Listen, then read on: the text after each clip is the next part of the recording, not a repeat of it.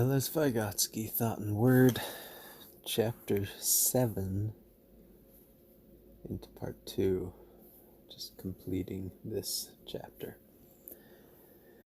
The first thing such a study reveals is the need to distinguish between two planes of speech, both the inner meaningful semantic aspect of speech and the external phonetic aspect, though forming a true unity, have their own laws of movement. The unity of speech is a complex, not a homogeneous unity. A number of facts in the linguistic development of the child indicate independent movement in the phonetic and the semantic spheres.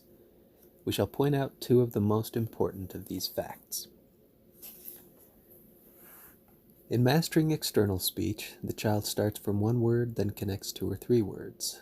A little later, he advances from simple sentences to more complicated ones, and finally to coherent speech, made up of series of such sentences. In other words, he proceeds from a part to the whole. In regard to meaning, on the other hand, the first word of the child is a whole sentence. Semantically, the child starts from the whole, from a meaningful complex, and only later begins to master the separate semantic units, the meanings of words, and to divide his formerly undifferentiated thought into those units.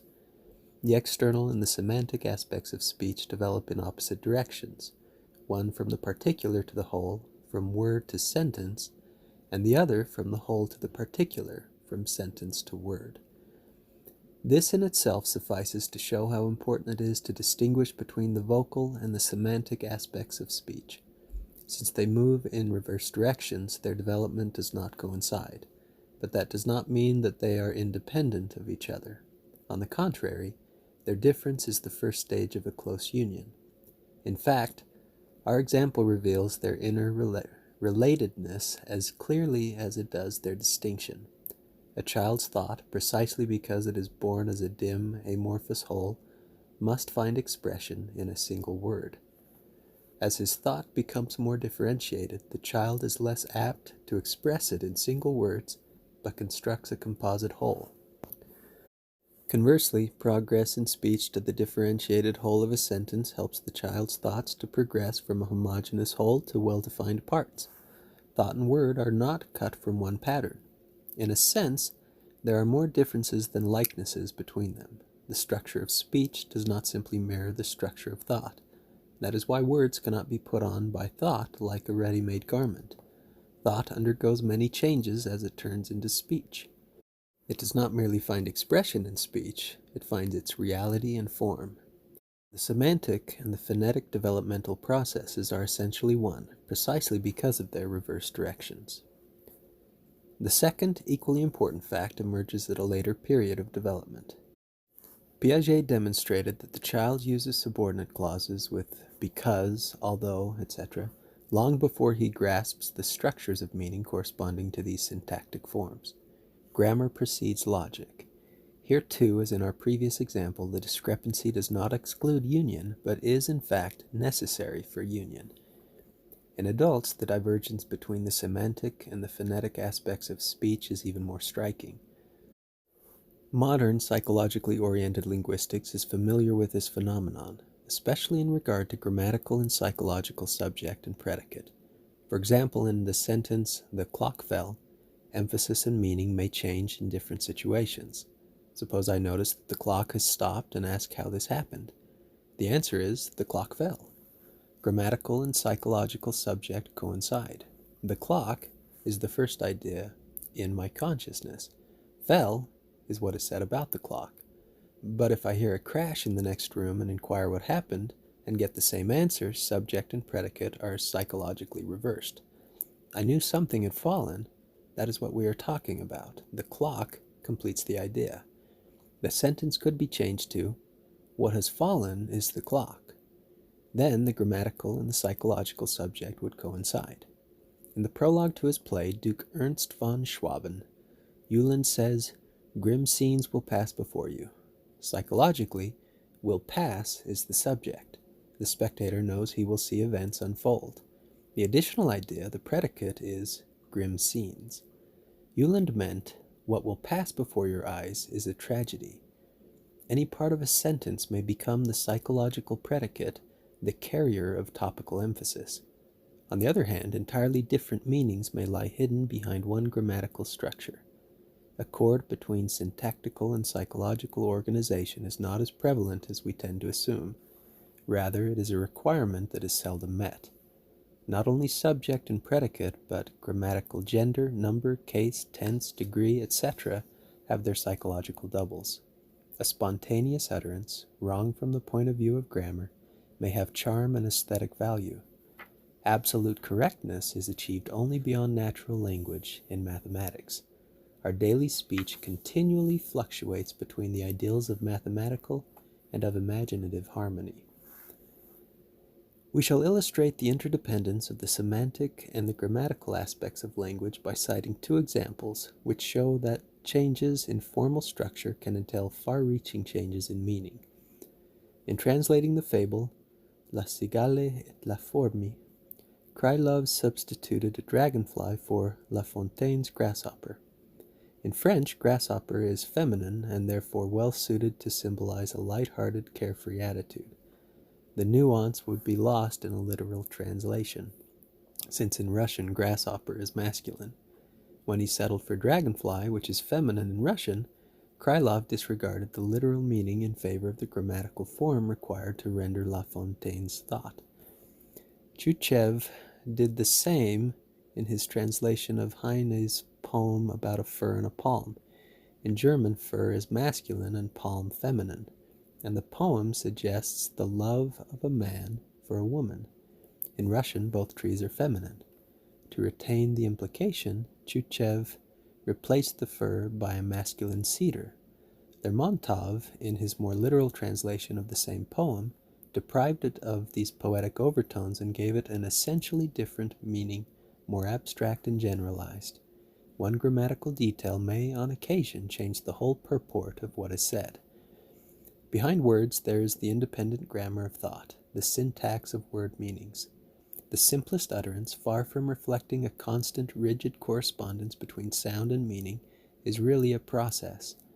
Verbal expressions cannot emerge fully formed, but must develop gradually. This complex process of transition from meaning to sound must itself be developed and perfected.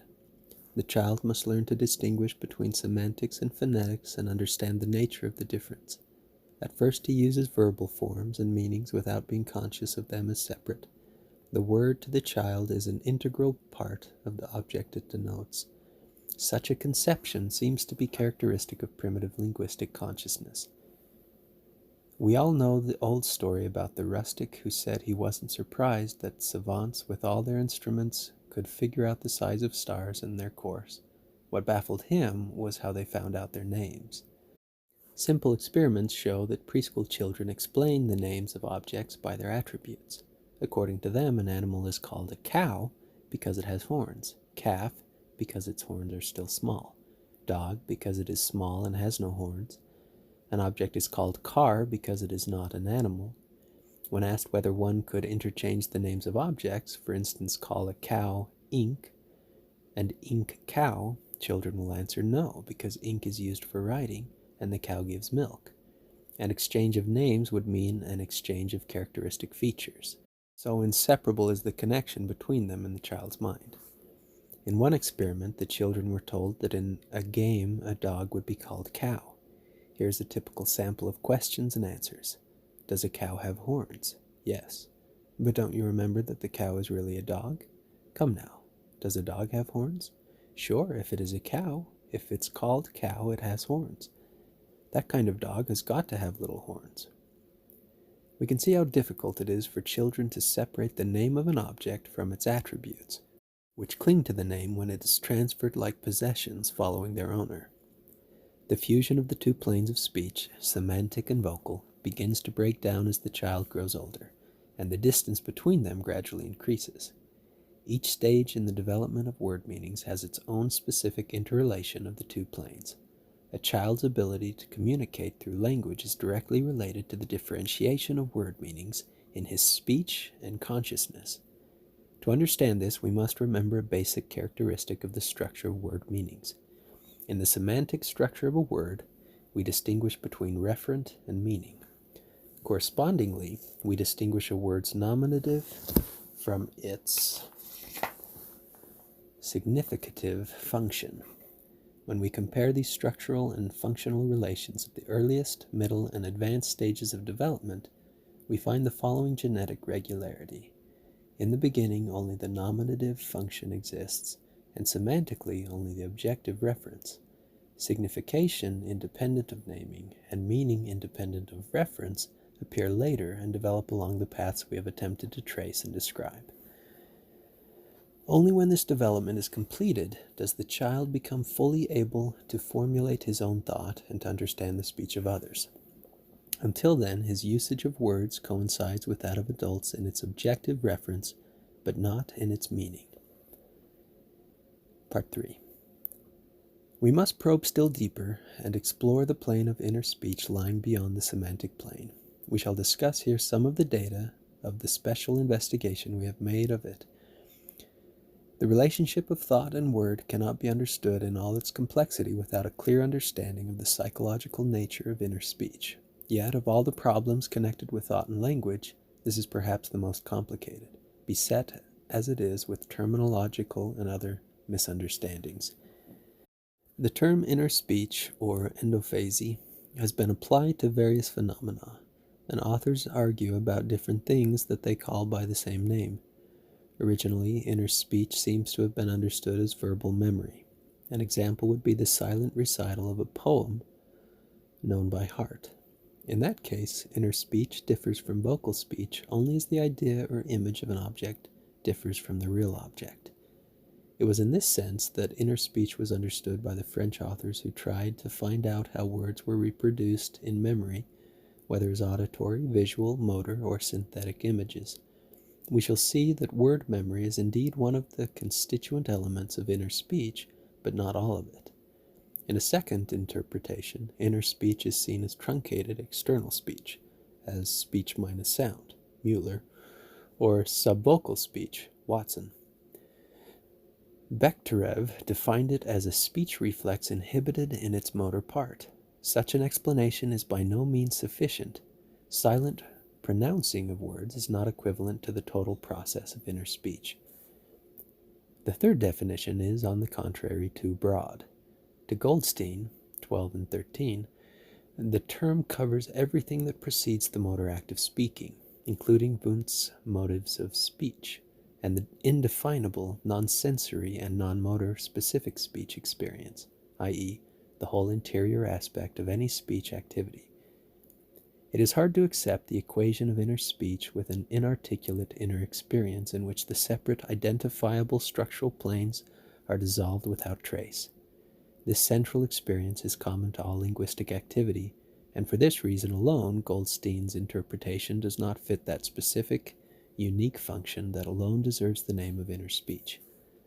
Logically developed, Goldstein's view must lead to the thesis that inner speech is not speech at all, but rather an intellectual and affective volitional activity, since it includes the motives of speech and the thought that is expressed in words.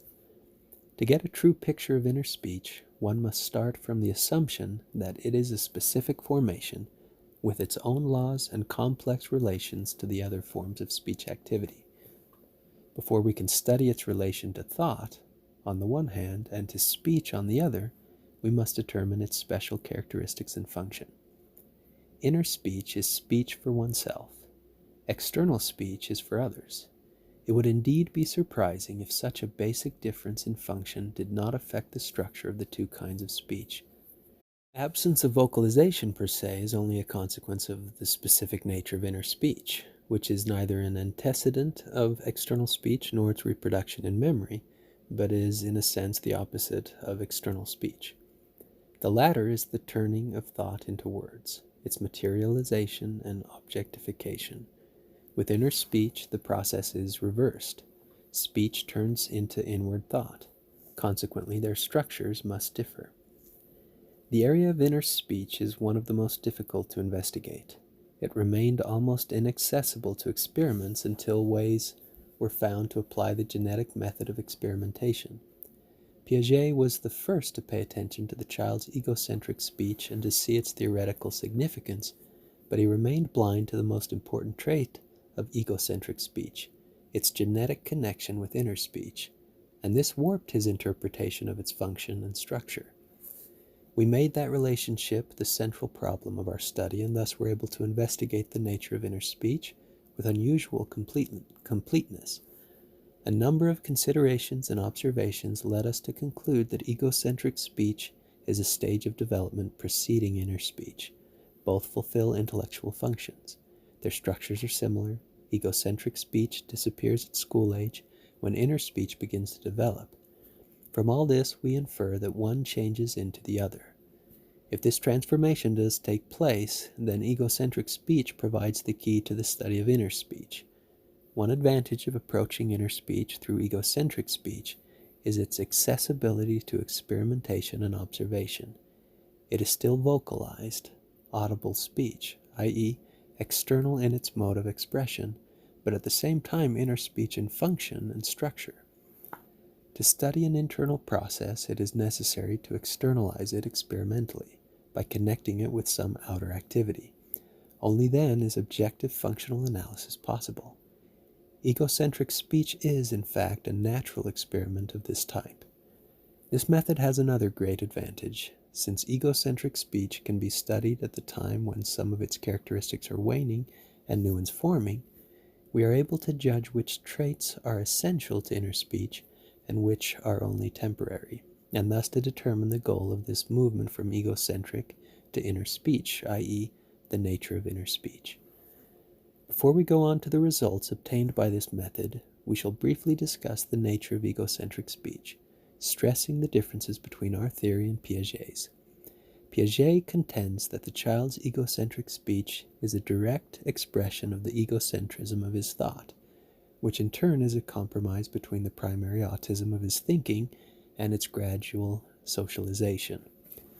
As the child grows older, autism recedes and socialization progresses, leading to the waning of egocentrism in his thinking and speech. In Piaget's conception, the child in his egocentric speech does not adapt himself to the thinking of adults. His thought remains entirely egocentric. This makes his talk incomprehensible to others. Egocentric speech has no function in the child's realistic thinking or activity, it merely accompanies them, and since it is an expression of egocentric thought, it disappears together with the child's egocentrism.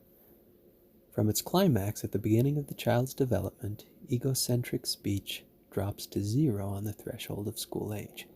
Its history is one of involution rather than evolution. It has no future.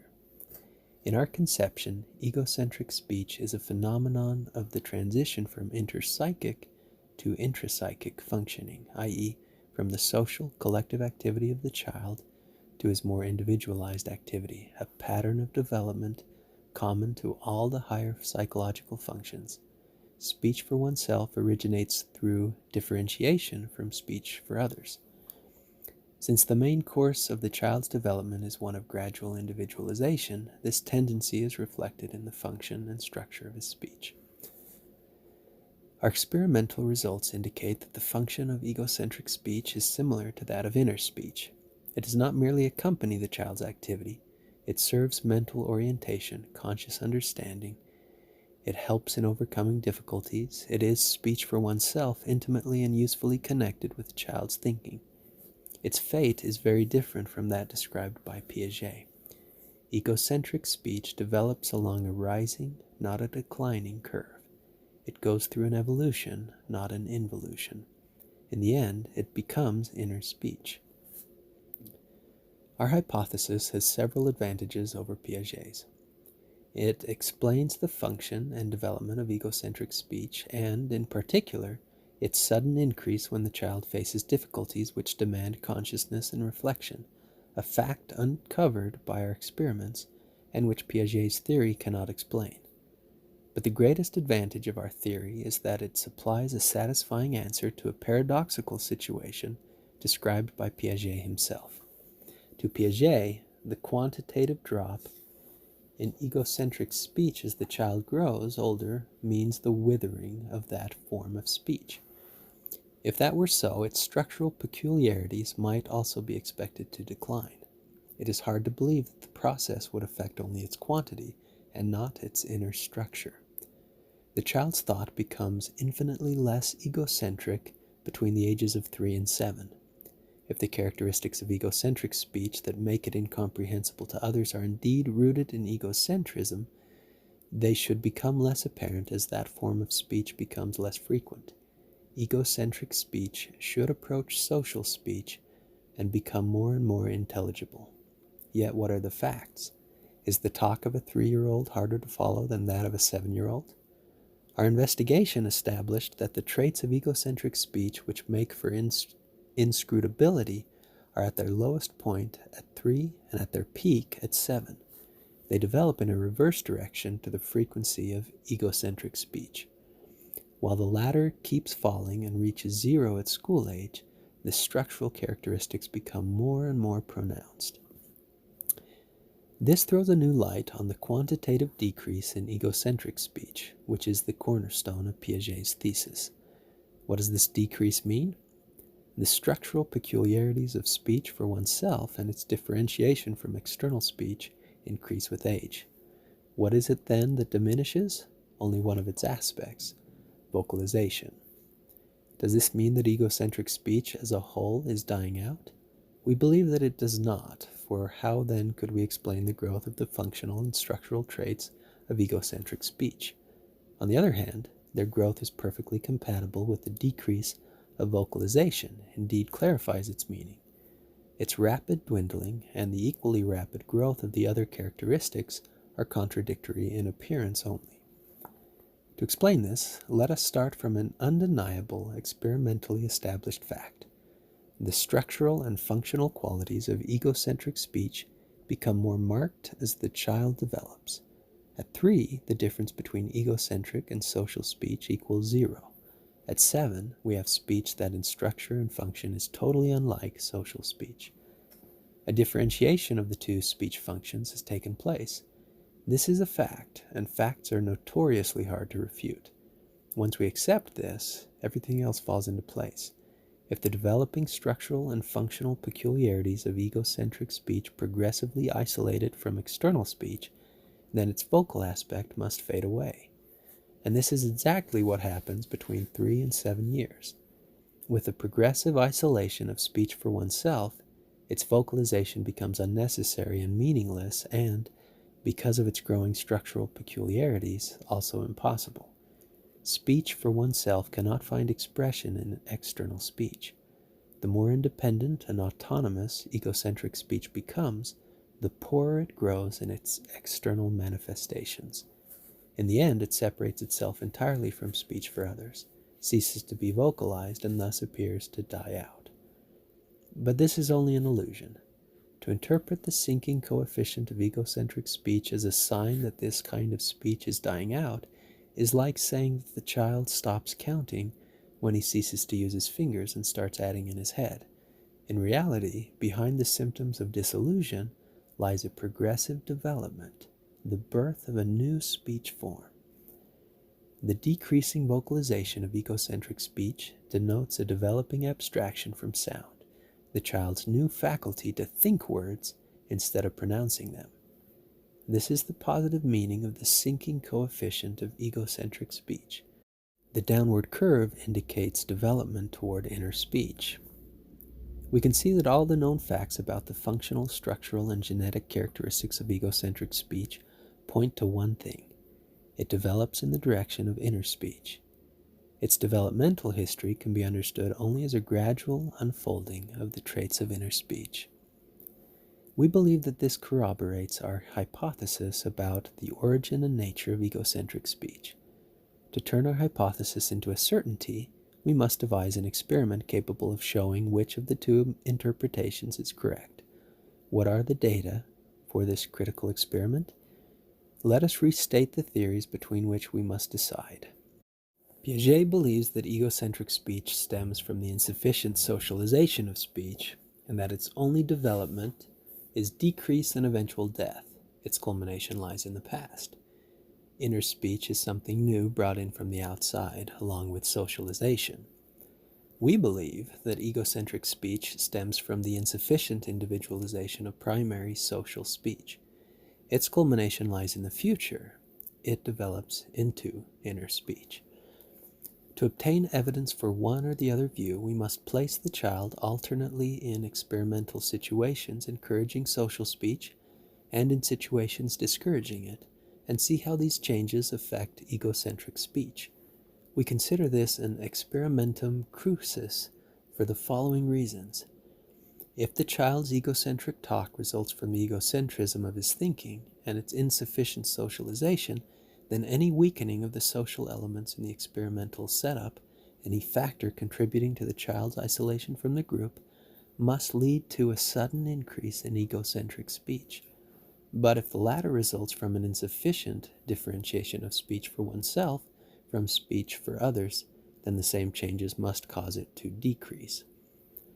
We took as the starting point of our experiment 3 of Piaget's own observations. 1. Egocentric speech occurs only in the presence of other children engaged in the same activity, and not when the child is alone, i.e., it is a collective monologue.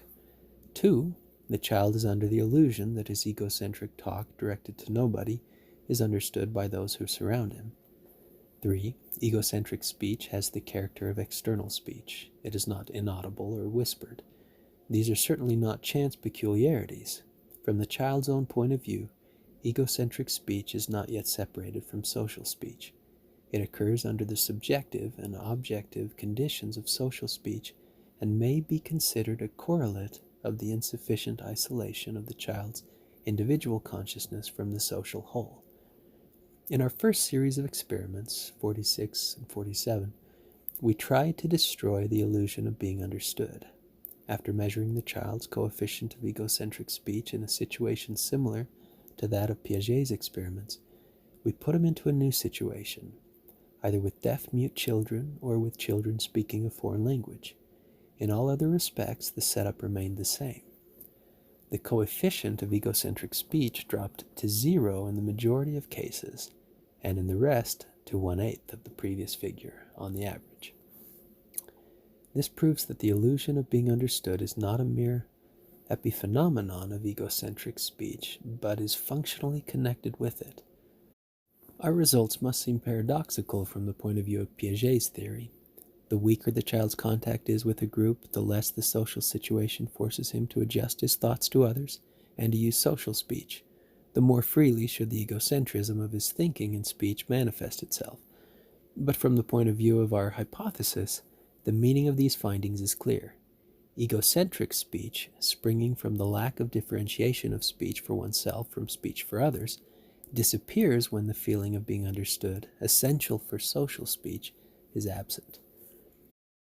In the second series of experiments, the variable factor was the possibility of collective monologue. Having measured the child's coefficient of egocentric speech in a situation permitting collective monologue, we put him into a situation excluding it, in a group of children who were strangers to him, or by himself at a separate table in a corner of the room, or he worked quite alone, even the experimenter leaving the room. The results of this series agreed with the first results. The exclusion of the group monologue caused a drop in the coefficient of egocentric speech, though not such a striking one as in the first case, seldom to 0 and, on the average, to 1/6 of the original figure. The different methods of precluding collective monologue were not equally effective in reducing the coefficient of egocentric speech. The trend, however, was obvious in all the variations of the experiment. The exclusion of the collective factor, instead of giving full freedom to egocentric speech, depressed it. Our hypothesis was once more confirmed. In the third series of experiments, the variable factor was the vocal quality of egocentric speech. Just outside the laboratory where the experiment was in progress, an orchestra played so loudly, or so much noise was made, that it drowned out not only the voices of others, but the child's own. In a variant of the experiment, the child was expressly forbidden to talk loudly and allowed to talk only in whispers. Once again, the coefficient of egocentric speech went down, the relation to the original figure being 5:1. Again, the different methods were not equally effective, but the basic trend was invariably present. The purpose of all 3 series of experiments was to eliminate those characteristics of egocentric speech which bring it close to social speech. We found that this always led to the dwindling of egocentric speech. It is logical, then, to assume that egocentric speech is a form developing out of social speech, and not yet separated from it in its manifestation, though already distinct in function and structure. The disagreement between us and Piaget on this point will be made quite clear by the following example. I am sitting at my desk talking to a person who is behind me and whom I cannot see. He leaves the room without my noticing it, and I continue to talk, under the illusion that he listens and understands. Outwardly, I am talking with myself and for myself, but psychologically my speech is social. From the point of view of Piaget's theory, the opposite happens in the case of the child. His egocentric talk is for and with himself. It only has the appearance of social speech, just as my speech gave the false impression of being egocentric. From our point of view, the whole situation is much more complicated than that. Subjectively, the child's egocentric speech already has its own peculiar function. To that extent, it is independent from social speech. Yet its independence is not complete because it is not felt as inner speech and is not distinguished by the child from speech for others. Objectively, also, it is different from social speech, but again not entirely, because it functions only within social situations. Both subjectively and objectively, egocentric speech represents a transition from speech for others to speech for oneself. It already has the function of inner speech, but remains similar to social speech in its expression. The investigation of egocentric speech has paved the way to the understanding of inner speech, which we shall examine next. 4. Our experiments convinced us that inner speech must be regarded not as speech minus sound, but as an entirely separate speech function. Its main distinguishing trait is its peculiar syntax. Compared with external speech, inner speech appears disconnected and incomplete. This is not a new observation. All the students of inner speech, even those who approached it from the behavioristic standpoint, noted this trait. The method of genetic analysis permits us to go beyond a mere description of it. We applied this method and found that as egocentric speech develops, it shows a tendency toward an altogether specific form of abbreviation, namely, omitting the subject of a sentence and all words connected with it, while preserving the predicate. This tendency toward predication appears in all our experiments with such regularity that we must assume it to be the basic syntactic form of inner speech. It may help us to understand this tendency if we recall certain situations in which external speech shows a similar structure. Pure predication occurs in external speech in 2 cases, either as an answer or when the subject of the sentence is known beforehand to all concerned. The answer to, "Would you like a cup of tea?" is never, "No, I don't want a cup of tea," but a simple "no." Obviously, such a sentence is possible only because its subject is tacitly understood by both parties. To, "Has your brother read this book?" no one ever replies, "Yes, my brother has read this book." The answer is a short "yes," or "Yes, he has." Now let us imagine that several people are waiting for a bus. No one will say, on seeing the bus approach, "The bus for which we are waiting is coming." The sentence is likely to be an abbreviated "coming," or some such expression, because the subject is plain from the situation. Quite frequently, shortened sentences cause confusion. The listener may relate the sentence to a subject foremost in his own mind, not the one meant by the speaker. If the thoughts of 2 people coincide, perfect understanding can be achieved through the use of mere predicates, but if they are thinking about different things, they are bound to misunderstand each other. Very good examples of the condensation of external speech and its reduction to predicates are found in the novels of Tolstoy, who quite often dealt with the psychology of understanding. No one heard clearly what he said, but Kitty understood him. She understood because her mind incessantly watched for his needs. From Anna Karenina, Part 5, Chapter 18. We might say that her thoughts, following the thoughts of the dying man, contained the subject to which his word, understood by no one else, referred. But perhaps the most striking example is the declaration of love between Kitty and Levin by means of initial letters. "I have long wished to ask you something. Please do." "This," he said, and wrote the initial letters, WYA, ICNB, DYMTON, period. These letters meant, when you answered, it cannot be, did you mean then or never? It seemed impossible that she would be able to understand the complicated sentence. "I understand," she said, blushing. "What word is that?" he asked, pointing to the N, which stood for never. "The word is never," she said, "but that is not true." He quickly erased what he had written, handed her the chalk, and rose. She wrote, ICNAOT, period. His face brightened suddenly. He had understood. It meant, "I could not answer otherwise then." She wrote the initial letters, STYMFAFWH, period. This meant, "so that you might forget and forgive what happened." He seized the chalk with tense, trembling fingers, broke it, and wrote the initial letters of the following: "I have nothing to forget and forgive. I never ceased loving you." "I understand," she whispered. He sat down and wrote a long sentence. She understood it all, and, without asking him whether she was right, took the chalk and answered at once.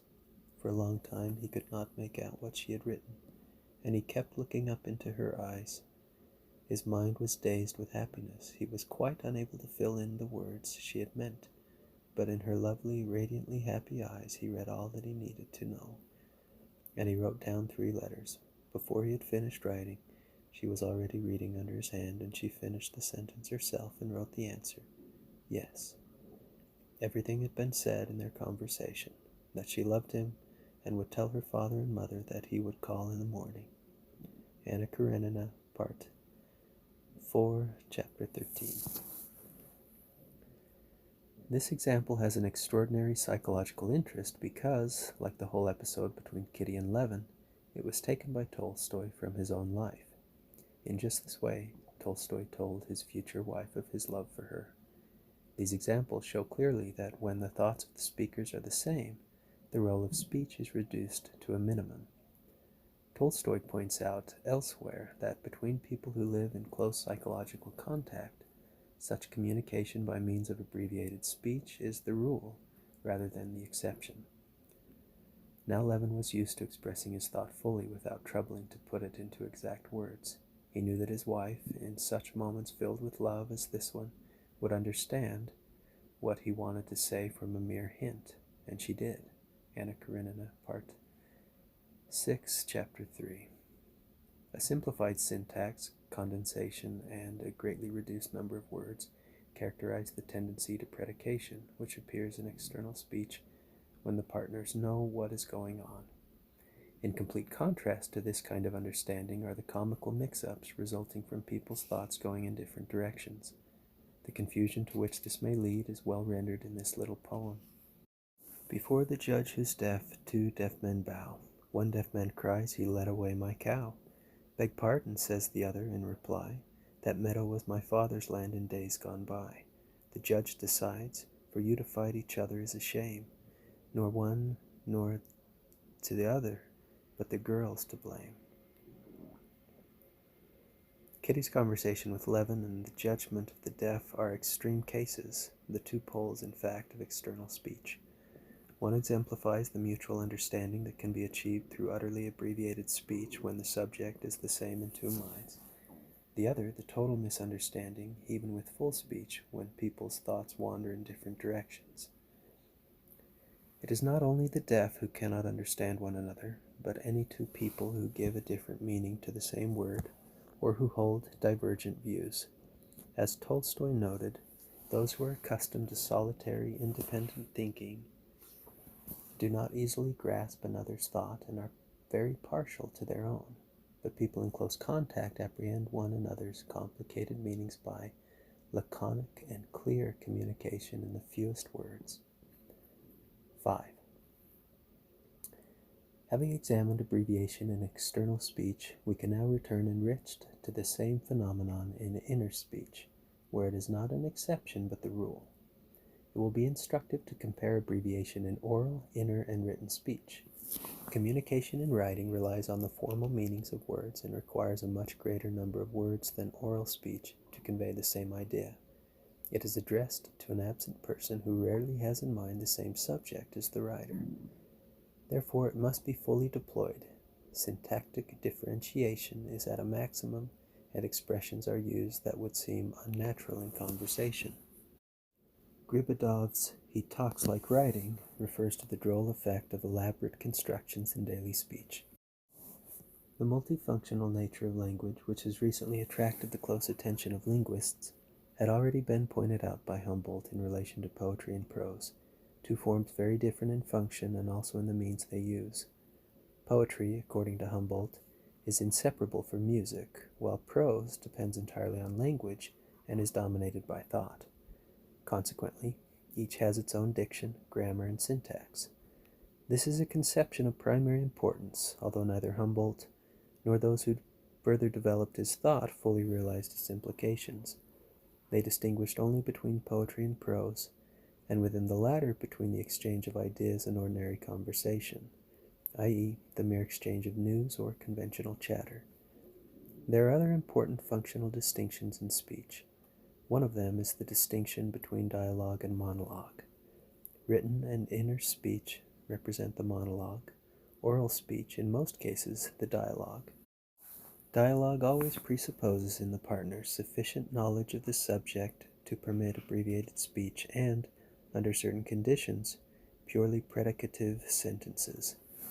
It also presupposes that each person can see his partners, their facial expressions and gestures, and hear the tone of their voices.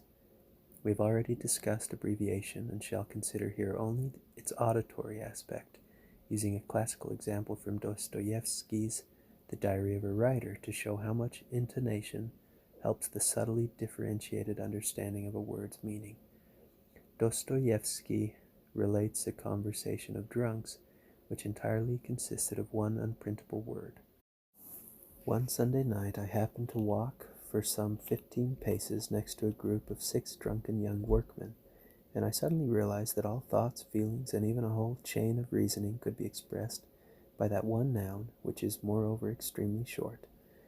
One young fellow said it harshly and forcefully, to express his utter contempt for whatever it was they had all been talking about. Another answered with the same noun, but in a quite different tone and sense, doubting that the negative attitude of the first one was warranted. A third suddenly became incensed against the first, and roughly intruded on the conversation, excitedly shouting the same noun, this time as a curse and obscenity. Here the second fellow interfered again, angry at the third, the aggressor, and restraining him, in the sense of, "Now why do you have to butt in? We were discussing things quietly, and here you come and start swearing." And he told his whole thought in one word, the same venerable word, except that he also raised his hand and put it on the third fellow's shoulder. All at once a fourth, the youngest of the group, who had kept silent till then, probably having suddenly found a solution to the original difficulty which had started the argument, raised his hand in a transport of joy and shouted, "Eureka! Do you think I have it? No, not Eureka, and not I have it." He repeated the same unprintable noun, one word, merely one word, but with ecstasy, in a shriek of delight, which was apparently too strong because the 6th and the oldest, a glum-looking fellow, did not like it and cut the infantile joy of the other one short, addressing him in a sullen, exhortative bass and repeating, yes, still the same noun, forbidden in the presence of ladies, but which this time clearly meant, "What are you yelling yourself hoarse for?" So, without uttering a single other word, they repeated that one beloved word 6 times in a row, one after another, and understood one another completely. From the Diary of a Writer for 1873. Inflection reveals the psychological context within which a word is to be understood. In Dostoevsky's story, it was contemptuous negation in one sense, doubt in another, anger in the third. When the context is as clear as in this example, it really becomes possible to convey all thoughts, feelings, and even a whole chain of reasoning by one word. In written speech, as tone of voice and knowledge of subject are excluded, we are obliged to use many more words, and to use them more exactly. Written speech is the most elaborate form of speech. Some linguists consider dialogue the natural form of oral speech, the one in which language fully reveals its nature, and monologue to a great extent artificial. Psychological investigation leaves no doubt that monologue is indeed the higher, more complicated form, and of later historical development. At present, however, we are interested in comparing them only in regard to the tendency toward abbreviation. The speed of oral speech is unfavorable to a complicated process of formulation. It does not leave time for deliberation and choice. Dialogue implies immediate, unpremeditated utterance. It consists of replies, repartee. It is a chain of reactions. Monologue, by comparison, is a complex formation. The linguistic elaboration can be attended to leisurely and consciously. In written speech, lacking situational and expressive supports, communication must be achieved only through words and their combinations. This requires the speech activity to take complicated forms, hence the use of first drafts. The evolution from the draft to the final copy reflects our mental process. Planning has an important part in written speech, even when we do not actually write out a draft. Usually we say to ourselves what we are going to write. This is also a draft, though in thought only. As we tried to show in the preceding chapter, this mental draft is inner speech. Since inner speech functions as a draft not only in written but also in oral speech, we shall now compare both these forms with inner speech in respect to the tendency toward abbreviation and predication. This tendency, never found in written speech and only sometimes in oral speech, arises in inner speech always. Predication is the natural form of inner speech. Psychologically, it consists of predicates only. It is as much a law of inner speech to omit subjects as it is a law of written speech to contain both subjects and predicates. The key to this experimentally established fact is the invariable, inevitable presence in inner speech of the factors that facilitate pure predication. We know what we are thinking about, i.e., we always know the subject and the situation. Psychological contact between partners in a conversation may establish a mutual perception leading to the understanding of abbreviated speech. In inner speech, the mutual perception is always there, in absolute form. Therefore, a practically wordless communication of even the most complicated thoughts is the rule.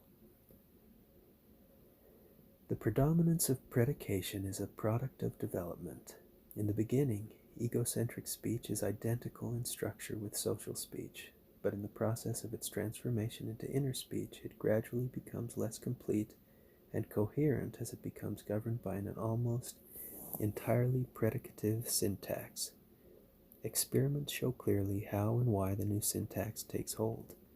The child talks about the things he sees or hears or does at a given moment. As a result, he tends to leave out the subject and all words connected with it, condensing his speech more and more until only predicates are left. The more differentiated the specific function of egocentric speech becomes, the more pronounced are its syntactic peculiarities, simplification and predication. Hand in hand with this change goes decreasing vocalization. When we converse with ourselves, we need even fewer words than Kitty and Levin did. Inner speech is speech almost without words. With syntax and sound reduced to a minimum, meaning is more than ever in the forefront. Inner speech works with semantics, not phonetics. The specific semantic structure of inner speech also contributes to abbreviation. The syntax of meanings in inner speech is no less original than its grammatical syntax. Our investigation established three main semantic peculiarities of inner speech.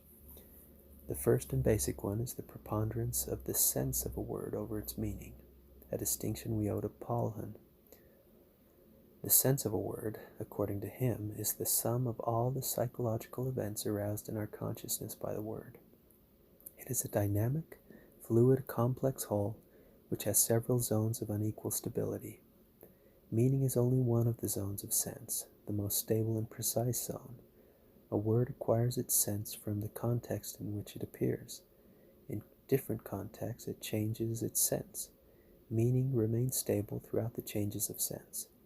The dictionary meaning of a word is no more than a stone in the edifice of sense, no more than a potentiality that finds diversified realization in speech. The last words of the previously mentioned fable by Krylov, The Dragonfly and the Ant, are a good illustration of the difference between sense and meaning.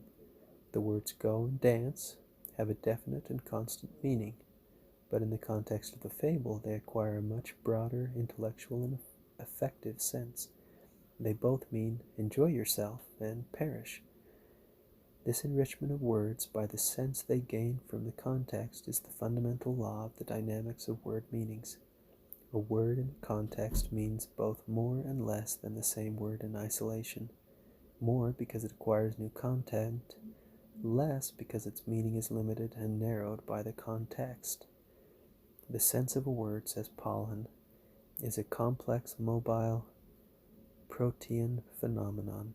It changes in different minds and situations and is almost unlimited. A word derives its sense from the sentence, which in turn gets its sense from the paragraph from the book from all the works of the author.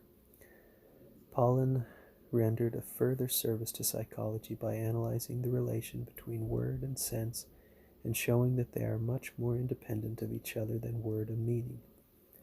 It has long been known that words can change their sense.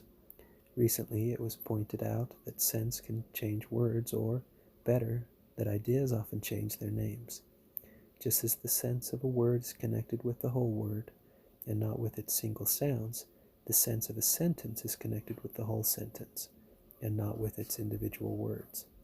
Therefore, a word may sometimes be replaced by another without any change in sense. Words and sense are relatively independent of each other.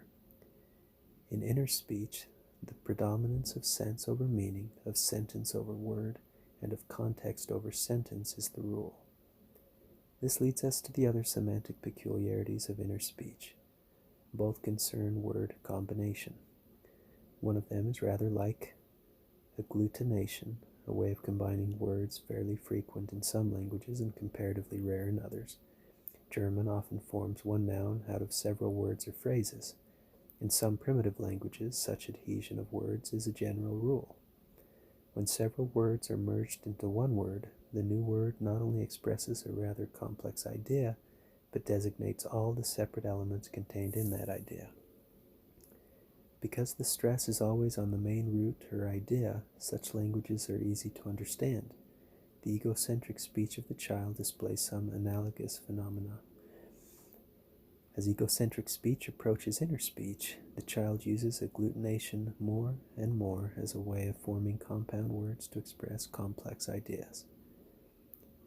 The third basic semantic peculiarity of inner speech is the way in which senses of words combine and unite, a process governed by different laws from those governing combinations of meanings.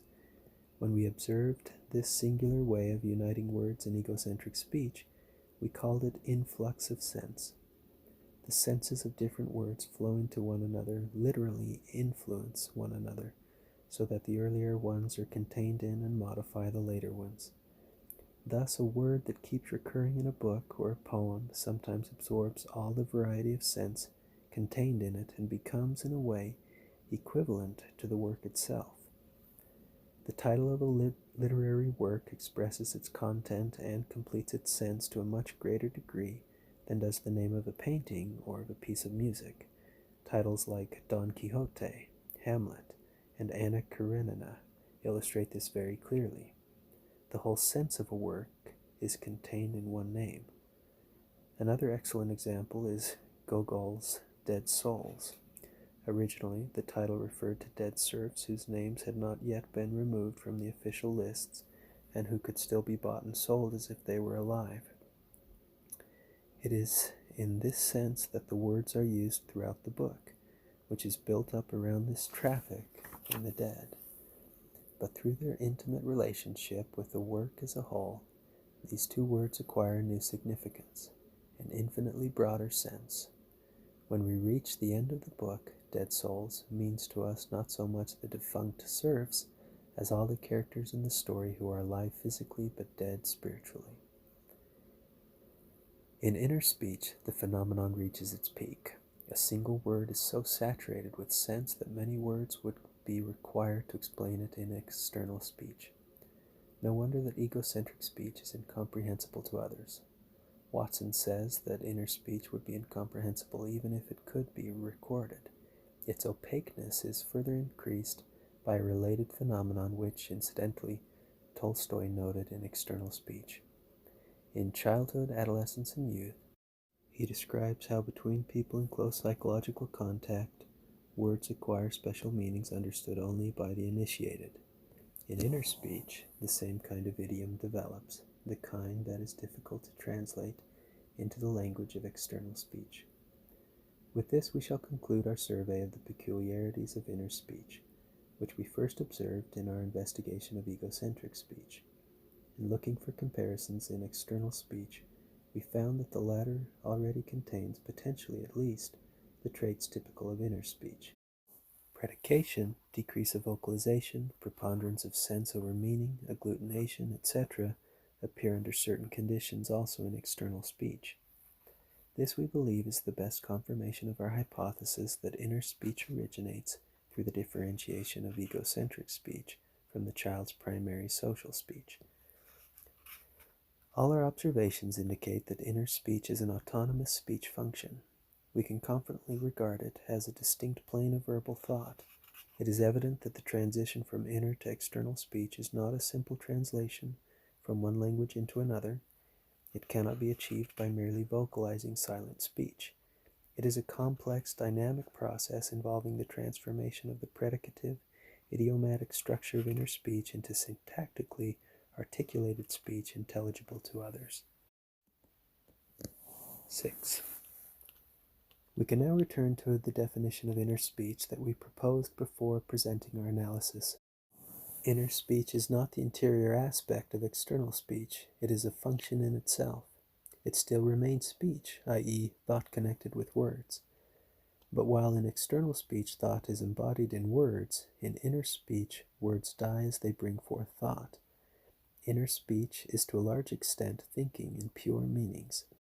It is a dynamic, shifting, unstable thing, fluttering between word and thought, the two more or less stable, more or less firmly delineated components of verbal thought. Its true nature and place can be understood only after examining the next plane of verbal thought, the one still more inward than inner speech. That plane is thought itself. As we have said, every thought creates a connection, fulfills a function, solves a problem. The flow of thought is not accompanied by a simultaneous unfolding of speech. The two processes are not identical, and there is no rigid correspondence between the units of thought and speech.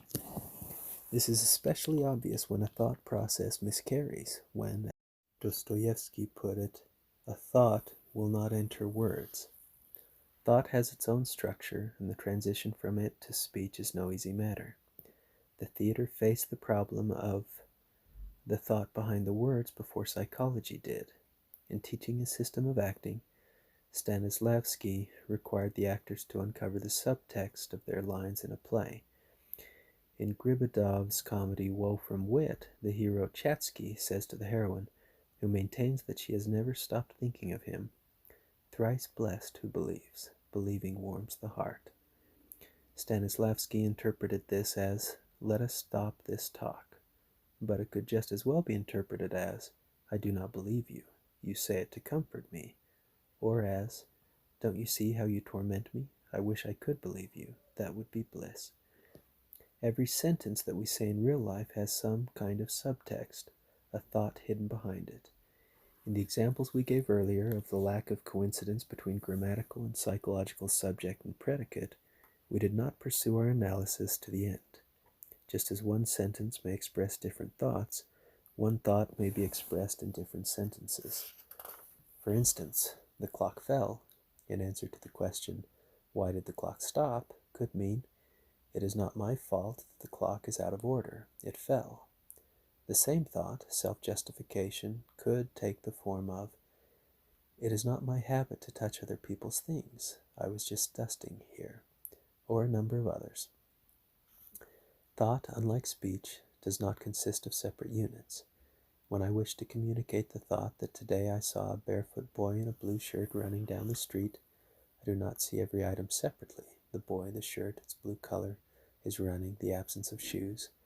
I conceive of all this in one thought, but I put it into separate words. A speaker often takes several minutes to disclose one thought. In his mind, the whole thought is present at once, but in speech it has to be developed successively. A thought may be compared to a cloud shedding a shower of words. Precisely because thought does not have its automatic counterpart in words, the transition from thought to word leads through meanings. In our speech, there is always the hidden thought, the subtext. Because a direct transition from thought to word is impossible, there have always been laments about the inexpressibility of thought. How shall the heart express itself? How shall another understand? F. Chuchkev. Direct communication between minds is impossible, not only physically but psychologically. Communication can be achieved only in a roundabout way. Thought must pass first through meanings and then through words. We come now to the last step in our analysis of verbal thought. Thought itself is engendered by motivation, i.e., by our desires and needs, our interests and emotions. Behind every thought there is an effective volitional tendency, which holds the answer to the last why in the analysis of thinking. A true and full understanding of another's thought is possible only when we understand its effective volitional basis. We shall illustrate this by an example already used, the interpretation of parts in a play. Stanislavski, in his instructions to actors, listed the motives behind the words of their parts. For example, text of the play. Sophia, oh Chatsky, but I am glad you've come. Parallel motives. Tries to hide her confusion. Chatsky, you are glad, that's very nice, but gladness such as yours not easily one tells. It rather seems to me, all told, that making man and horse catch cold, I've pleased myself and no one else. Parallel motives. Tries to make her feel guilty by teasing her. Aren't you ashamed of yourself? Tries to force her to be frank. Liza. There, sir, and if you'd stood on the same landing here 5 minutes, no, not 5 ago, you'd have heard your name clear as clear. You say, Miss, tell him it was so. Parallel motives. Tries to calm him. Tries to help Sophia in a difficult situation. Sophia. And always so. No less, no more. No, as to that, I'm sure you can't reproach me. Parallel motives. Tries to reassure Chatsky. I am not guilty of anything. Chatsky. Well, let's suppose it so. Thrice blessed who believes. Believing warms the heart. Parallel motives. Let us stop this conversation, etc. A. Gribidov, Woe from Wit, Act 1. To understand another's speech, it is not sufficient to understand his words. We must understand his thought. But even that is not enough. We must also know its motivation. No psychological analysis of an utterance is complete until that plane is reached. We have come to the end of our analysis. Let us survey its results. Verbal thought appeared as a complex, dynamic entity, and the relation of thought and word within it as a movement through a series of planes. Our analysis followed the process from the outermost to the innermost plane. In reality, the development of verbal thought takes the opposite course, from the motive which engenders a thought to the shaping of the thought, first in inner speech, then in meanings of words, and finally in words. It would be a mistake, however, to imagine that this is the only road from thought to word. The development may stop at any point in its complicated course. An infinite variety of movements to and fro, of ways still unknown to us, is possible. A study of these manifold variations lies beyond the scope of our present task. Our investigation followed a rather unusual path. We wished to study the inner workings of thought and speech, hidden from direct observation. Meaning and the whole inward aspect of language, the side turned toward the person, not toward the outer world, have been so far an almost unknown territory. No matter how they were interpreted, the relations between thought and word were always considered constant, established forever. Our investigation has shown that they are, on the contrary, delicate, changeable relations between processes which arise during the development of verbal thought. We did not intend to and could not exhaust the subject of verbal thought. We tried only to give a general conception of the infinite complexity of this dynamic structure, a conception starting from experimentally documented facts.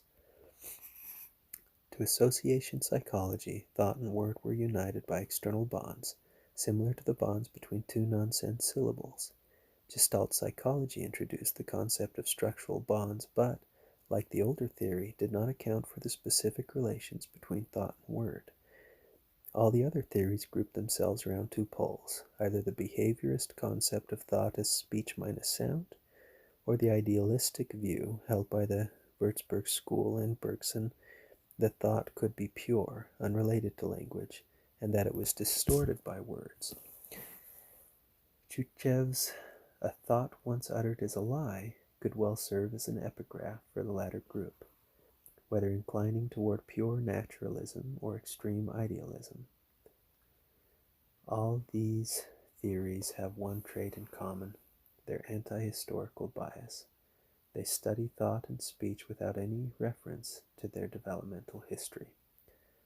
Only a historical theory of inner speech can deal with this immense and complex problem.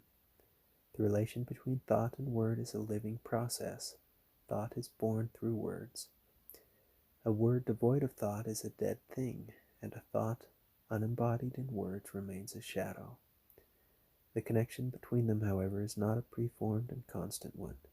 It emerges in the course of development and itself evolves. To the biblical, "In the beginning was the Word," Goethe makes Faust reply, "In the beginning was the deed." The intent here is to detract from the value of the word, but we can accept this version if we emphasize it differently. In the beginning was the deed. The word was not the beginning. Action was there first. It is the end of development, crowning the deed. We cannot close our survey without mentioning the perspectives that our investigation opens up. We studied the inward aspects of speech, which were as unknown to science as the other side of the moon.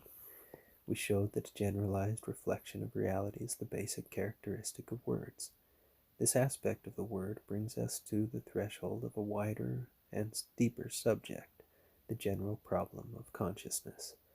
Thought and language, which reflect reality in a way different from that of perception, are the key to the nature of human consciousness. Words play a central part not only in the development of thought, but in the historical growth of consciousness as a whole. A word is a microcosm of human consciousness.